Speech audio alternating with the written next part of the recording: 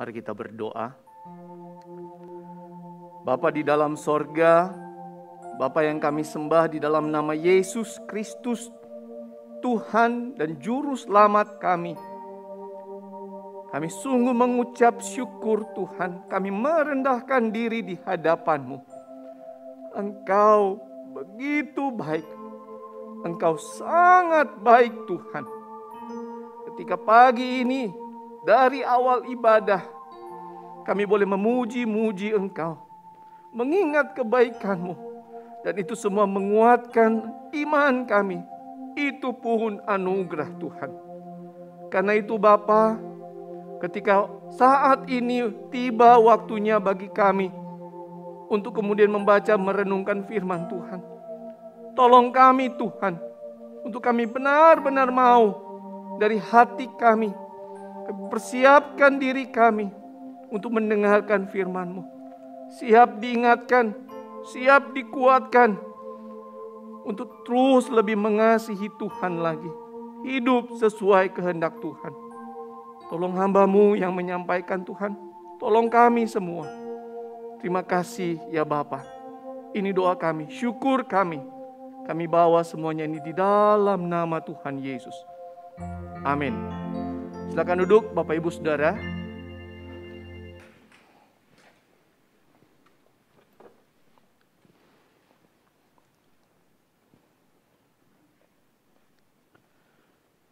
Shalom. Puji nama Tuhan. Sungguh saudara-saudara, saya berharap Bapak Ibu Saudara dan keluarga semuanya, setiap kita dalam keadaan baik saudara.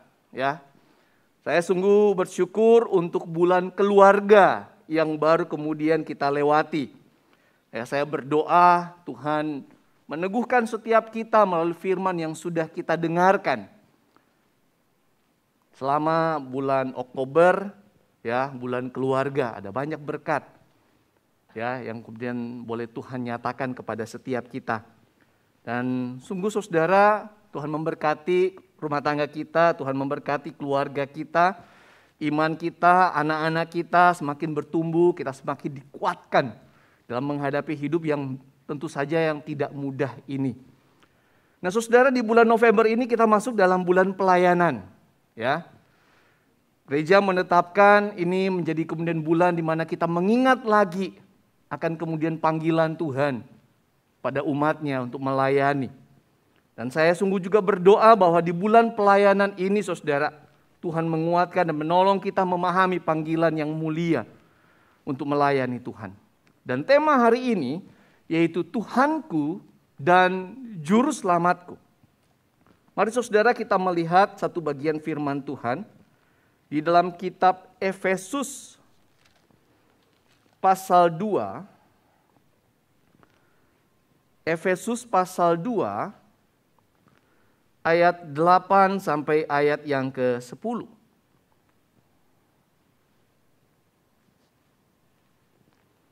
Efesus pasal 2 ayat 8 sampai yang ke-10. Demikian firman Tuhan. Sebab karena kasih karunia kamu diselamatkan oleh iman, itu bukan hasil usahamu tapi pemberian Allah. Itu bukan hasil pekerjaanmu, jangan ada orang yang memegahkan diri. Karena kita ini buatan Allah, diciptakan dalam Kristus Yesus untuk melakukan pekerjaan baik yang dipersiapkan Allah sebelumnya. Ia mau supaya kita hidup di dalamnya. Saudara, mengawali akan perenungan kita hari ini, saya mengajak saudara kembali mengingat kisah tentang anak yang hilang di dalam Lukas pasal 15, saudara. Kita tahu kisah itu di mana ada seorang anak, di dalam kemudian kejahatan hatinya, dia datang kepada bapaknya, lalu kemudian dia meminta harta yang menurut dia milik dia. Lalu kemudian dia mengambil harta itu dan dia pergi meninggalkan bapaknya. Dia merasa dia tidak butuh lagi bapaknya. Tidak ada hormat, tidak ada penghargaan, apalagi kasih. Dia meninggalkan bapaknya. Dia pergi ke satu kemudian negeri yang jauh. Dan di negeri itu kemudian singkatnya dia hidup di dalam dosa. Dia menggunakan uang itu, dia menghambur-hamburkannya, dia pesta pora. Dia hidup di dalam dosa setiap harinya. Melakukan dosa. Sampai kemudian pada akhirnya semua hartanya itu habis. Tidak tersisa sama sekali. Dan luar biasanya kalau kita baca kisah itu bersamaan dengan habisnya semua yang dia miliki. Negeri itu kemudian dilanda kelaparan yang sangat hebat. Yang membuat anak ini semakin kemudian terpuruk keadaannya. Tidak punya apa-apa. Bahkan gak punya teman. Dulu banyak duit, banyak harta, banyak orang senang. Di dalam kondisi dia begitu kemudian anjlok, jatuh. Tidak punya kemudian apa-apa. Sampai teman pun meninggalkan dia. Nah saudara, sampai kemudian pada akhirnya kondisi membawa dia menjadi penjaga babi. Di dalam kondisi dia kelaparan begitu hebat. Karena tidak punya apa-apa, tidak punya uang untuk beli. Dia harus bekerja. Pada waktu itu kemudian dia melihat bahkan makanan babi yang ada. Ingin dia makan. Saking laparnya saudara. Nah saudara yang kasih Tuhan, di dalam kemudian titik terendahnya inilah tiba-tiba kemudian anak ini teringat rumah bapaknya. Dan secara spesifik kalau kita baca dalam Lukas pasal 15, dia mengingat orang-orang upahan yang bekerja di rumah bapaknya. Menarik. Secara spesifik tentang orang upahan. Kenapa dengan orang upahan di rumah bapaknya? Mereka hidup enak. Mereka hidup berkelimpahan di rumah bapaknya. Tidak seperti dia, seorang penjaga babi yang kelaparan. Saudara, kondisi itu kemudian membawa anak ini kemudian, oke, saya ingin pulang. Lalu saudara, dia mulai merancang apa yang akan kemudian dia katakan kepada bapaknya kalau nanti dia pulang dan bertemu dengan bapaknya. Maka saudara, di dalam ayat 18 dan 19 itu kemudian dikatakan dia sudah merancangkan, dia akan pergi kepada bapaknya dan dia akan berkata, "Bapa, aku telah berdosa terhadap sorga dan terhadap Bapa. Aku tidak layak lagi disebutkan anak Bapa. Jadikanlah aku sebagai salah seorang upahan Bapa." Saudara sudah niat merancang, ya. Akhirnya dia berangkat. Betul, dia berangkat. Dia tinggalkan pekerjaannya, dia pergi pulang. Saudara, kalau kita perhatikan kemudian pada ayat yang ke-20 di dalam Lukas 15 itu, di situ kemudian kita melihat bahwa ternyata bapak itu kemudian memang sudah menanti-nantikan anak itu. Sejak di hari di mana kemudian anak itu pergi, bapak itu kemudian sudah berharap, mungkin berdoa setiap hari kepada Tuhan. Tuhan, bawa pulang anakku. Maka setiap hari pun bapak itu menanti-nantikan anak itu. Tiap hari di depan rumahnya dia melihat ke jalan. Dia melihat ke ujung jalan, anaknya kapan pulang. Tiap hari. Sampai kemudian memang kemudian pada waktunya. Ketika mungkin dia sedang berdiri. Melihat di ujung jalan itu. Lalu kemudian dia melihat anaknya. Dengan kondisi yang begitu lusuh. Begitu kotor, begitu bau. Dia melihat anaknya. Lalu kemudian bapak ini kemudian berlari. Dia sampai mungkin mengangkat jubahnya, dia berlari. Dia tidak peduli dengan kemudian kehormatan sebagai seorang tuan. Demi anaknya yang dia nanti-nantikan. Demi anaknya yang dia kasihi. Bapak itu berlari. Ketika dia mendapati anak itu, dia memeluknya. Dia menciumnya. Dia nggak peduli dengan apapun yang kemudian mungkin terjadi dengan anak itu. Bagi dia anak itu sudah pulang. Nah lalu saudara, masuklah kemudian kita pada ayatnya yang kemudian ke-21. Saya perbandingkan di situ saudara. Karena di situ ternyata ada satu kalimat yang kemudian anak itu tidak sampaikan. Dia berkata kalimat yang pertama, "Bapa, aku telah berdosa terhadap sorga dan terhadap Bapa. Aku tidak layak lagi disebut anak Bapa." Lalu di mana kalimat jadikanlah aku sebagai salah seorang upahan Bapa? Di mana? Tidak ada kalimat itu. Saudara, bisa saja kemudian ada berbagai tafsiran yang kemudian mengatakan kepada kita, oh itu terjadi karena ini, itu karena itu, dan sebagainya, saudara. Tetapi saudara, ketika saya merenungkan bagian ini, saudara, di dalam kemudian apa yang kemudian anak itu lihat, khususnya apa yang kemudian dia alami pada ayat yang ke-20. Sebuah penerimaan yang luar biasa, sebuah kemudian penyambutan yang begitu tidak terduga sama sekali dari bapaknya. Bukan membuat anak itu menjadi besar kepala seakan-akan memang bapaknya membutuhkan dia. Bukan. Tetapi malah sebaliknya perlakuan bapaknya, penyambutan bapaknya, rangkulan, pelukan, ciuman bapaknya. Membuat anak itu menjadi begitu kecilnya di hadapan Tuhan. Dia berhadapan dengan orang yang begitu agung, begitu mulia. Membuat dia menjadi begitu kecil. Sehingga kemudian sampai di titik itu, saudara, dia mungkin menyadari, jangankan jadi anak saya nggak layak. Jadi budaknya pun saya nggak layak. Jadi orang upahan di rumah bapaknya pun dia nggak layak sama sekali. Itu yang membuat kemudian saya merenungkan. Dia tidak mengatakan itu. Dia tidak mau ngomong apapun. Dia tidak ada permintaan. Karena itu permintaan, saudara. Jadikanlah aku, itu permintaan. Dia tidak mau meminta. Dia cuma datang mengatakan, aku sudah salah. Kalaupun bapak itu kemudian menolak dia, itu memang bagian yang harus dia terima. Tidak ada permintaan. Tidak meminta. Tidak berharap. Tetapi Bapak Ibu Saudara, kita tahu kisahnya.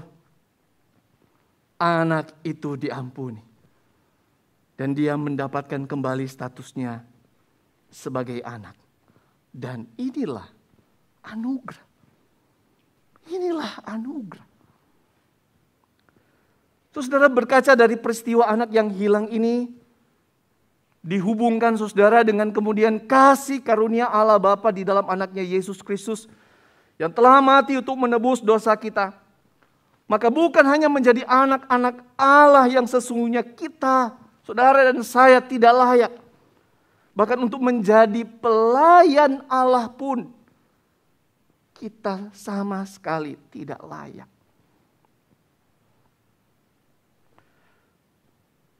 Saudara, dari awal Bu Marta sudah ngomong ya. Saya sampai pikir setengah khotbah saya sudah disampaikan sama Bu Marta kayaknya ya. Karena memang benar saudara. Apa yang membuat kita layak di hadapan Tuhan? Untuk menerima kasih karunia keselamatan itu. Apa yang membuat kita layak untuk kemudian berdiri di tempat ini. Untuk bisa melayani Tuhan. Gak ada saudara. Tapi mari sama-sama kita belajar lagi saudara.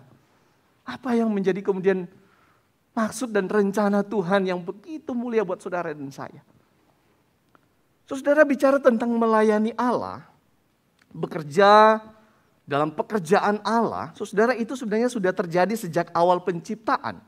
Sebelum manusia jatuh ke dalam dosa. Saudara, kalau membaca Alkitab di dalam Kejadian pasal 1, saya tidak tampilkan di slide. Itu kemudian saudara melihat dalam Kejadian pasal 1 ayat 28 misalnya saudara. Di situ kemudian Allah berfirman kepada manusia, penuhilah bumi, taklukkanlah bumi, dan berkuasalah atas bumi. Di sini kita melihat saudara bagaimana kemudian Allah yang menciptakan, lalu kemudian manusia yang menguasai dan menaklukkannya saudara. Lalu kemudian di dalam Kejadian pasal 2 misalnya juga saudara. Di situ ada dua kemudian hal yang bisa saya tunjukkan. Di dalam ayat 15, ketika kemudian Tuhan menempatkan manusia itu kemudian di Taman Eden. Lalu kemudian Tuhan berkata apa kepada manusia? Ayat 15, manusia diminta kemudian untuk mengusahakan dan memelihara Taman Eden. Allah yang menciptakannya, manusia kemudian yang mengusahakannya, mengelolanya saudara. Lalu kemudian kita melihat di dalam ayat 19 lebih spesifik lagi. Ya, tadi kemudian bumi, lalu taman. Nah, ini lebih spesifik lagi. Tuhan panggil si Adam, sini kamu. Ya, ayo ikut saya jalan-jalan. Wah, jalan-jalan saudara ya. Di taman itu. Lalu kemudian ketemu mulai satu-satu binatang. Ya ini binatangnya ya, wah ini. Lalu lihat burungnya, itu burung-burungnya. Lalu apa kata Tuhan? Ayat 19, kasih nama. Wah saudara, luar biasa. Tuhan yang menciptakan, manusia yang kemudian yang memberi nama. Saudara, keberadaan manusia sejak penciptaan telah belajar melayani Allah. Sejak penciptaan, belajar melayani Allah. Apakah Allah tidak bisa mengerjakan semuanya itu? Saudara, tentu saja buat kita yang mengenal Allah, ini menjadi sebuah pertanyaan yang bodoh. Mana mungkin Allah tidak bisa mengerjakan semuanya itu? Dia Allah. Masa memberi nama saja nggak bisa? Kan nggak mungkin. Dan kita tahu bahkan kemudian bintang-bintang di angkasa ini saudara, semua punya nama, Allah yang memberikan namanya. Hanya untuk binatang seberapa sulit sih? Seberapa sulit sih mengusahakan taman? Ada yang sulit saudara. Lalu mengapa Allah kemudian meminta manusia melakukan semuanya itu? Saudara, semua ciptaannya termasuk manusia adalah milik Allah. Saudara, ini benar-benar kita harus pegang, ini sangat penting. Hidupmu, hidupku, hidup manusia sejak penciptaan dan sampai kapanpun semua adalah milik Allah. Semua kemudian makhluk yang ada kemudian di bumi ini, semua yang terjadi dalam alam semesta ini, semua adalah milik Allah. Dan semua berada di bawah kekuasaannya. Maka saudara, adalah sesuatu yang sangat wajar kalau kemudian semua ciptaannya ada dan bergerak untuk kemudian melayani Tuhan. Sampai kemudian firman Tuhan, Yesus sendiri berkata, batu-batu pun kemudian bisa disuruh kemudian untuk bisa melayani Tuhan. Bersorak-sorak memuji Tuhan, jangankan manusia. Binatang pun bisa dipakai oleh Tuhan untuk melayani Tuhan. Seekor burung gagak yang membawa makanan buat Nabi Elia. Keledai yang kemudian bisa bicara. Tuhan bisa memakai apapun saudara untuk kemudian melayani dia. Terutama manusia. Kenapa terutama? Karena hanya kita yang diciptakan menurut gambar dan rupa Allah. Makhluk yang diciptakan memiliki sifat Allah. Saudara, saya ini benar-benar kemudian memikirkan hal ini dengan lebih serius. Saya ambil contoh diri saya, saudara. Saudara, papi saya almarhum itu seorang yang sangat disiplin, saudara. Sangat disiplin. Ya. Tapi kemudian saudara, ketika kemudian melihat diri saya ya, kadangkala kakak-kakak saya gitu, kita saling ketawa gitu ya. Lalu mulai ngomong, aduh kita nih ada nggak setengahnya ya dari disiplinnya papi gitu ya. Saya sendiri mengakui, saudara, wah saya masih jauh. Saya hanya kemudian terus orang yang mengusahakan untuk bisa seperti papi. Disiplin. Disiplin dari baca Alkitab, disiplin olahraganya, disiplin soal makannya, disiplin sekali. Dia tahu sekali. Disiplin soal kemudian kapan dia harus istirahat. Ya, disiplin dia mengerjakan segala yang memang harus dia kerjakan. Wah, itu saya kagum. Berpikir, waduh, saya mungkin setengahnya dari disiplinnya dia mungkin belum ya. Pengen, ada keinginan. Nah bagaimana dengan kemudian sifat-sifat Allah? Kita mengenal Allah kita. Dan pada dasarnya saudara, pada waktu kemudian manusia diciptakan, manusia memiliki benar-benar sifat Allah itu. Dan saudara, Allah kita adalah Allah yang bekerja. Dan karena itu sudah seharusnya saudara, kalau kita kemudian manusia hidup juga bekerja. Dan dalam hal ini melayani Allah. Bahkan saudara, ketika saya memikirkan, merenungkan bagian ini, saudara, ini adalah hak istimewa yang dimiliki oleh manusia. Oh saudara, sungguh merupakan sebuah anugerah dan kesempatan yang indah untuk bisa bekerja bersama dengan Allah, melayani dia dan memuliakan dia. Saudara, pada waktu manusia diciptakan, Allah telah menunjukkan kasih yang luar biasa kepada manusia.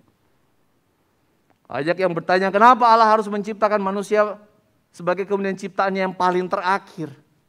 Ya saudara, itu bagian dari kasihnya. Dia menyiapkan kemudian segala sesuatunya dulu yang dibutuhkan oleh manusia. Taman yang sudah siap.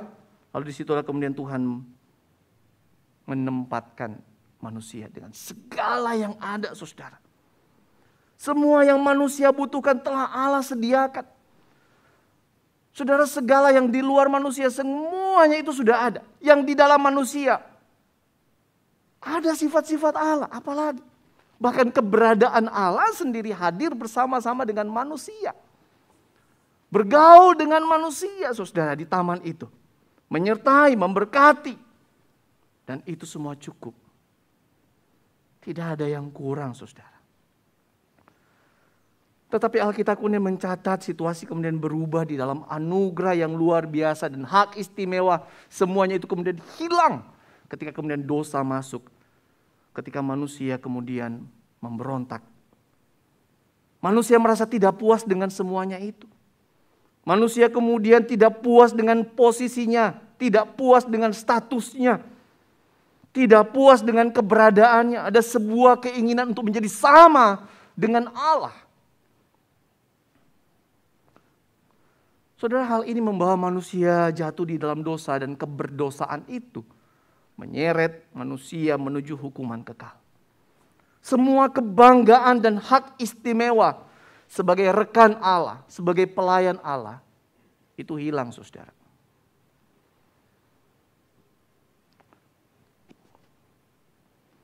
Saudara, status kita menjadi berubah. Kita adalah kemudian umat yang dikasihi, kita adalah anak Allah. Tapi berubah menjadi musuh yang sedang berada di bawah murka Allah. Saudara, saya memikirkan, merenungkan kembali waktu mempersiapkan firman ini, saudara. Renungan ini. Betapa menyedihkannya manusia. Betapa menyedihkannya kita, saudara. Dan saudara, ketika kemudian bagian ini, sampai pada bagian ini, saya kemudian memikirkan, sungguh betapa tidak ada keuntungan sama sekali menjadi seteru Allah. Jangan, saudara. Sama sekali tidak ada, saudara. Tidak ada keuntungan setitik pun ketika kita kemudian melakukan dosa. Nggak ada, saudara. Tidak ada keuntungan setitik pun ketika kita hidup berontak di hadapan Tuhan. Ingin mengatur hidup kita sendiri tanpa Tuhan. Saudara, karena kemudian kondisi ini akan membawa kita menjadi kemudian makhluk dengan kondisi yang sangat menyedihkan.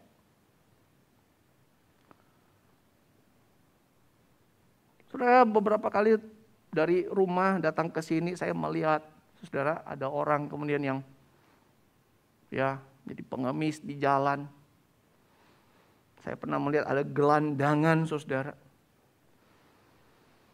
Tapi jauh lebih menyedihkan sebenarnya, saudara, adalah ketika kita menjadi seteru Allah, menjadi musuh Allah. Tidak ada pengharapan di dalam semuanya itu. Tetapi saudara, tentu saja kita tahu bahwa kisah Allah atas manusia belum selesai. Rancangannya atas manusia itu terus berlanjut, saudara. Karena ternyata dosa tidak membuat Allah berhenti mengasihi manusia. Allah bahkan mau lebih lagi mengasihi manusia.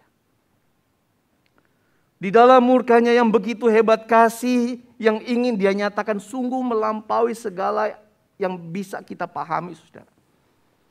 Bertahun-tahun, saudara, saya baca firman, merenungkan firman Tuhan, menggali kebenarannya. Saudara, apa yang kemudian Allah lakukan sungguh tidak masuk di akal, saudara. Karena bagaimana mungkin hanya untuk makhluk yang diciptakan dari debu tanah, yaitu manusia, saudara dan saya, yang keberadaannya bukan menyukakan hati Allah, tetapi bahkan mendukakan berulang-ulang mendukakan hati Allah. Namun kemudian saudara dan saya masih mendapat kasih karunia dari Allah. Dan bagaimana mungkin, saudara, kasih karunia yang Allah berikan, yang Allah hadirkan, itu kemudian dengan cara menggunakan anaknya yang tunggal. yang mati di kayu salib. Kenapa harus cara itu? Kenapa harus cara itu? Tapi saudara, ketika kita membaca firman Tuhan, itulah saudara caranya, hanya dengan korban penebusan yang sempurna. Karena di dalam dunia ini tidak ada yang sempurna. Yang sempurna cuma satu, cuma Tuhan. Dan karena itu hanya Yesuslah yang satu-satunya itu menjadi korban yang sempurna, korban penebusan yang sempurna, yang bisa menyelamatkan saudara dan saya. Tidak ada yang lain. Harus kemudian dengan cara ada pengorbanan. Harus dikorbankan. Harus kemudian mati. Dan inilah yang dilakukan oleh Allah melalui anaknya Yesus Kristus. Yesus diutus oleh Allah. Dia datang ke dalam dunia. Yesus mengosongkan dirinya.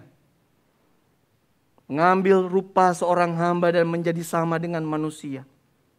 Dan dalam keadaan sebagai manusia ia telah merendahkan dirinya dan taat sampai mati, bahkan sampai mati di kayu salib. Saudara, pengorbanan Yesus ini memberikan saudara dan saya kita kesempatan, ada kesempatan untuk diselamatkan. Dan berbahagialah untuk saudara dan saya yang kalau hari ini ditanya, apakah engkau yakin pasti diselamatkan? Dan Anda akan berkata, pasti. Yakin. Hidup kita saudara diubah. Kita dilahir barukan melalui kemudian karya Roh Kudus. Kita menjadi anak-anak Allah. Kita menjadi imamat yang rajani saudara. Dan sekali lagi semuanya itu anugerah. Saudara, di dalam kondisi semuanya inilah kemudian Paulus berkata dalam pembacaan kita tadi saudara, Efesus pasal 2 ayat 8 dan 9.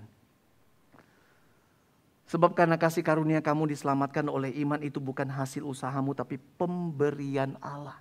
Semata-mata dan diberikan secara cuma-cuma. Tadi Ibu Marta juga sudah ngomong, bukan karena kita baik, bukan karena kita melakukan sesuatu yang baik. Enggak, cuma-cuma. Bahkan Paulus dalam kemudian bagian yang lain dia berkata, dia berikan pada waktu kita masih berdosa. Bahkan kalau kita pikir-pikir lagi saudara, kita cek lagi hidup kita. Bukankah setelah kita terima Yesus pun hari-hari kita masih kemudian sering kali tanpa kita sadari bahkan. Atau bahkan mungkin kita sadari, kita melakukan dosa. Tapi itulah kasih karunia saudara. Dan ayat 9 dikatakan itu bukan hasil pekerjaanmu, jangan ada orang yang memegahkan diri. Nah saudara, di dalam kondisi seperti itu, anugerah keselamatan yang sudah diberikan oleh Allah kepada kita. Saudara, saya membawa saudara untuk kemudian masuk pada sebuah pertanyaan yang sangat penting bagi kita yang sudah menerima itu. So what? Lalu apa? Apa yang akan kita lakukan dengan semuanya itu? Saudara, kembali kemudian saya mengajak saudara untuk melihat apa yang sudah Allah rancangkan pada waktu sebelum manusia jatuh dalam dosa. Pada waktu Allah menciptakan manusia. Kembali lagi ke sana dulu saudara. Allah ingin membawa kita kembali pada rancangannya yang semula. Kita diciptakan untuk mengerjakan pekerjaan-pekerjaan Allah, melayani Dia dan memuliakan namanya. Karena itulah saudara, kalau perhatikan kemudian ayat yang ke-10 jelas sekali kemudian Paulus berkata di situ. Kita ini buatan Allah, kata buatan itu merujuk pada kemudian penciptaan. Diciptakan dalam Kristus Yesus. Ini bicara tentang kita dilahir barukan dalam kemudian pekerjaan Roh Kudus. Untuk apa? Untuk melakukan pekerjaan baik. Yang dipersiapkan Allah sebelumnya. Ia mau supaya kita hidup di dalamnya. Saudara, lalu kemudian saya masuk pada kemudian sebuah perenungan lagi. Oke, saya diselamatkan untuk melayani. Oke. Lalu saya masuk dalam sebuah perenungan, apakah sebanding pengorbanan Yesus untuk menebus dan menyelamatkan kita dibandingkan dengan pemberian kita untuk melayani Tuhan? Allah yang sudah memberikan segala-galanya. Apakah memang itu sebanding dengan kemudian manusia yang akan kemudian melayani Dia? Oh saudara, saya kemudian di situ pun mendapati berapa lama pun kita hidup melayani Tuhan. Seberapa banyak pun yang kita berikan pada Tuhan, tidak akan pernah sebanding dengan kasih karunia yang telah Allah anugerahkan di dalam Yesus Kristus. Sebaliknya saudara, sama seperti di awal setelah manusia diciptakan, adalah sebuah kebanggaan dan hak istimewa ketika manusia mendapat kesempatan mengerjakan pekerjaan Allah dan melayani Dia.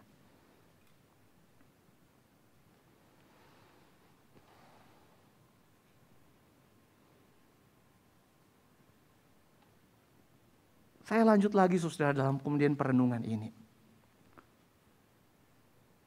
Tapi ketika kemudian saya merenungkan lebih dalam saudara, saya mendapati terlebih lagi saudara ketika kita menyadari, ketika kita mengalami diciptakan menjadi ciptaan baru, bahwa proses itu dialami oleh setiap kita hanya karena anugerah semata-mata.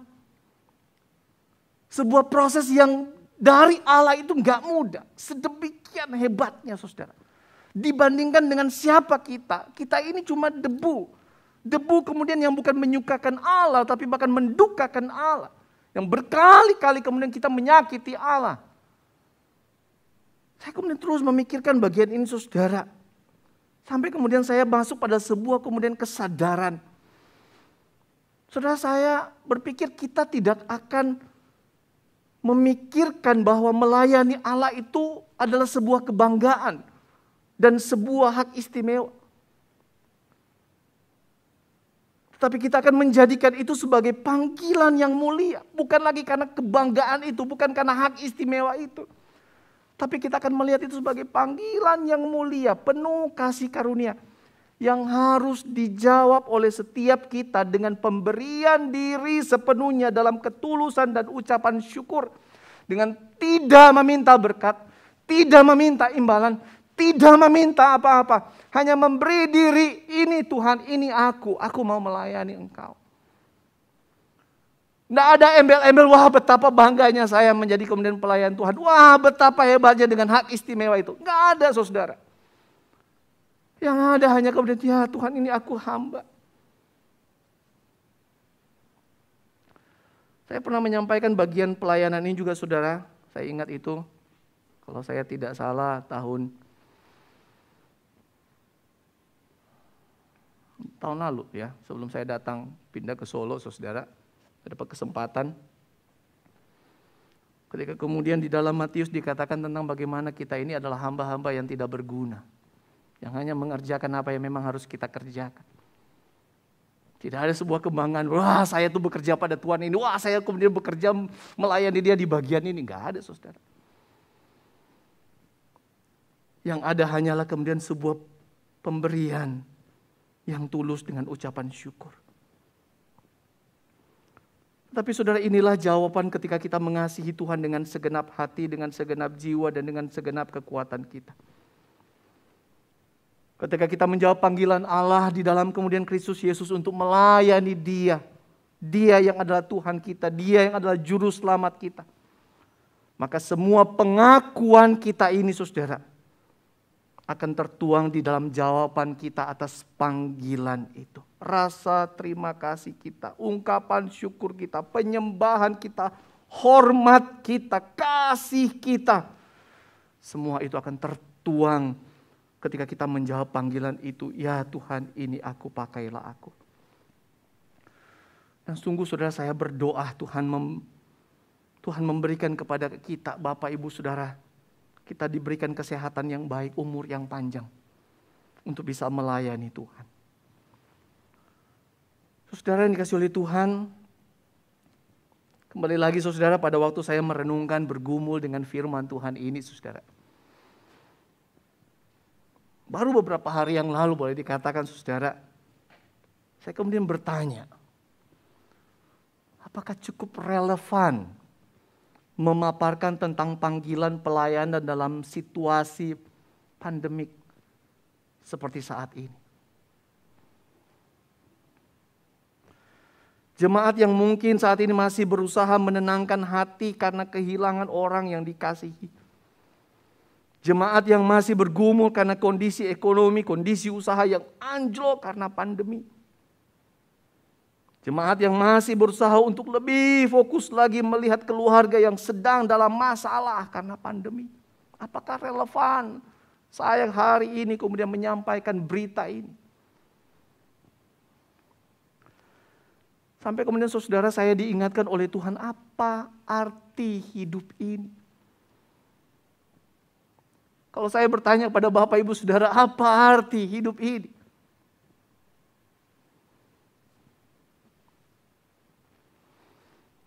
Saudara, saya kalau pulang selalu lewat KFC, saudara. Selalu lewat KFC.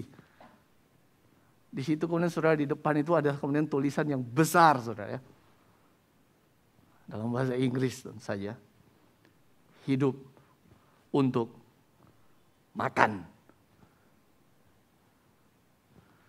Saudara, kalau saudara ditanyakan kepada masing-masing kita, untuk apa? Apa arti hidup ini, saudara? Sampai kemudian saya mendapati apa yang dikatakan oleh Paulus dalam Galatia 2:20a. Aku hidup, tapi bukan lagi aku sendiri yang hidup, melainkan Kristus yang hidup di dalam aku. Saudara, hidup ini bukan tentang kita, tapi tentang Tuhan. Melayani Tuhan. Kita diciptakan sejak dari penciptaan di awal sebelum manusia jatuh dalam dosa. Kita ada untuk melayani Tuhan. Demikian juga kemudian Efesus berkata dalam ayat 10, kita diciptakan di dalam Kristus Yesus untuk melakukan pekerjaan-pekerjaan melayani Tuhan. Bapak Ibu Saudara, sungguh ketika saya merenungkan ini, ketika kemudian kita melihat keluarga kita, kita melihat lingkungan tempat di mana kita tinggal, kita bekerja. Ketika mungkin saudara melihat gereja ini secara khusus di dalam kemudian bulan pelayanan ini, apa yang menjadi kehendak Tuhan untuk engkau kerjakan? Saudara, belum lama yang lalu saya kemudian berbicara dengan seorang jemaat dan saya sungguh bersyukur. Saya semakin termotivasi, saudara. Ketika kemudian dia bagaimana dia menjalani hidup dia sehari-harinya. Dia terus berusaha memperhatikan keluarganya. Dan di mana dia tinggal, dia kemudian memperhatikan tetangga-tetangganya. Dia melakukan hal-hal yang kecil. Yang membuat kemudian orang mengenal dia. Yang mengatakan terima kasih. Dia melayani. Dan dia juga boleh mengambil bagian dalam pelayanan di gereja ini. Dia menceritakan itu bukan menjadi sebuah kesombongan, tapi sukacita. Dia menyampaikan dengan sukacita. Dia bersyukur. Di usia yang masih Tuhan berikan. Dia bisa melakukan hal itu. Dan saya sungguh bersyukur. Saya jauh lebih muda. Saya harus belajar lagi. Saudara, hidup kita ini memang akan senantiasa diperhadapkan dengan pergumulan. Tapi perlu kita ingat, saudara, kita tidak akan pernah tahu berapa lama lagi kita akan hidup. Saudara, saya bawa lilin, saudara ya. Lilinnya sengaja, saudara. Ada yang panjang. Ada yang lebih pendek.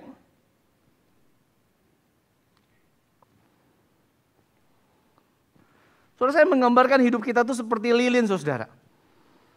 Ketika kita ada di dunia, maka kemudian lilin kita menyala. Dan mungkin kemudian Anda yang berusia 20-an mungkin akan berkata, wah hidup saya masih panjang. Saya masih panjang nih hidup saya nih, masih lama. Mungkin yang sudah lansia akan berkata, aduh hidup saya bentar lagi nih. Tapi sekali lagi saudara, kita nggak pernah tahu berapa lama lagi kita hidup. Jangan-jangan kemudian ada lansia yang berkata, paling bentar lagi lah ya 20 tahun lagi lah. Nggak taunya Tuhan kasih mungkin sampai 90, sampai 100. Baru hidup kita selesai. Mungkin kemudian kita melihat bagaimana anak muda yang berkata, oh saya masih panjang. Kenyataannya maaf, Mungkin hidupmu tinggal 5 tahun lagi mungkin. Kita nggak tahu, saudara.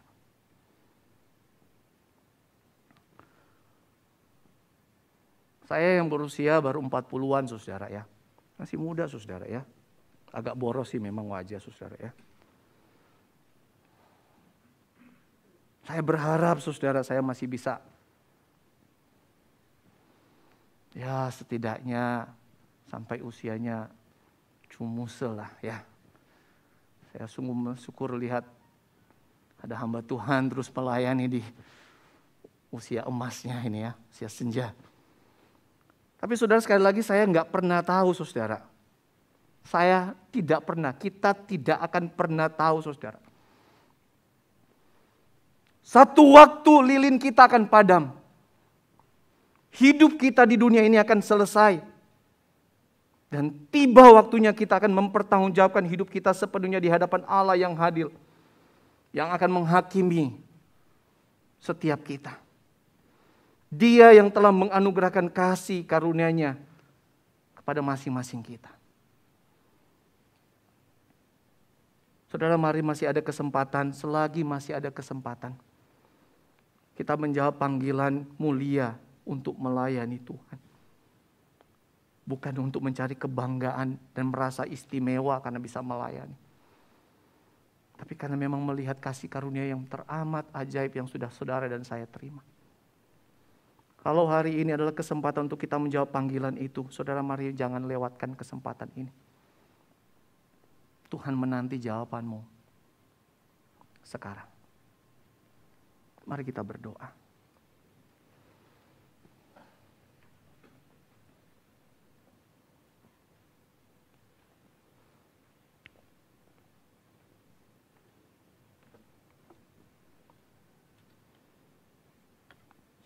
Saya beri kesempatan saudara untuk merenungkan firman yang baru saja kemudian saudara dengarkan.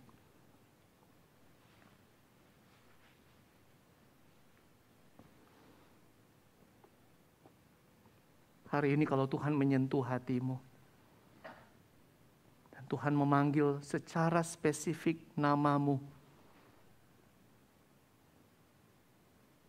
dan maukah engkau melayani Tuhan? Maukah engkau melayani Tuhan?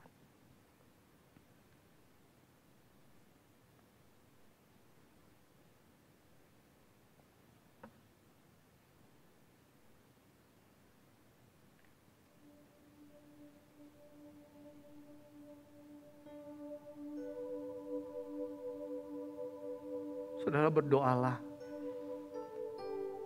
Setelah engkau mendengar firman ini, apa responmu? Apa jawabanmu? Apa yang ingin engkau katakan pada Tuhan?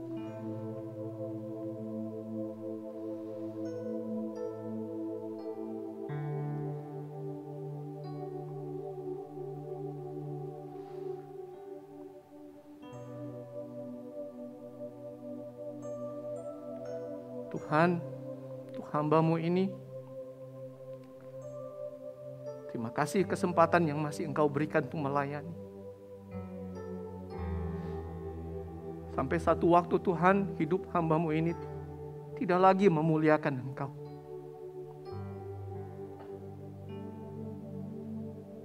Mungkin itu sudah waktunya bagi hamba pulang, Tuhan.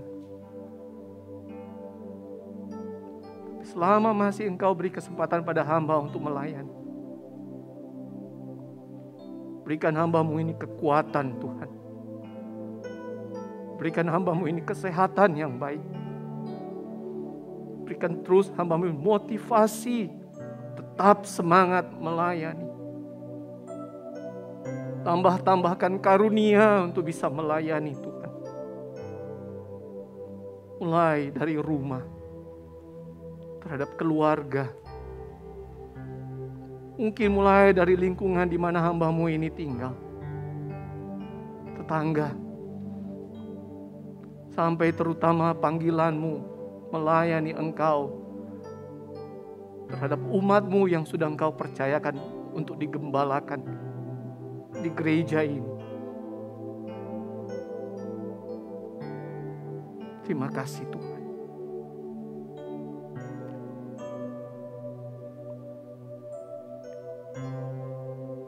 Bapa di dalam sorga, hamba mau berdoa untuk setiap jemaat-Mu yang saat ini mengikuti kebaktian pagi ini, yang kemudian menyatakan komitmennya di hadapan-Mu Tuhan, mau menjawab panggilan-Mu untuk melayani Engkau Tuhan. Hamba mau berdoa untuk mereka di dalam nama Tuhan Yesus, diberkatilah mereka. Di dalam jawaban mereka untuk menyatakan kasih mereka kepadamu, untuk melayani Engkau Tuhan, kiranya Engkau teguhkan akan jawaban mereka itu. Komitmen mereka yang kemudian mereka nyatakan mungkin ada di dalam sedikit keraguan. Apakah bisa? Engkau yang teguhkan, Engkau yang topang, Engkau yang berkati ya Tuhan. Engkau yang tolong. Terima kasih Tuhan.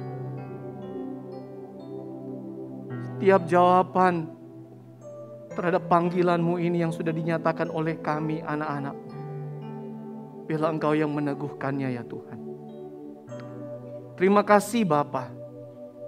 Hamba secara khusus berdoa untuk semua para pelayan-pelayan di gereja ini. Tuhan yang berkati mereka. Tuhan yang kuatkan mereka.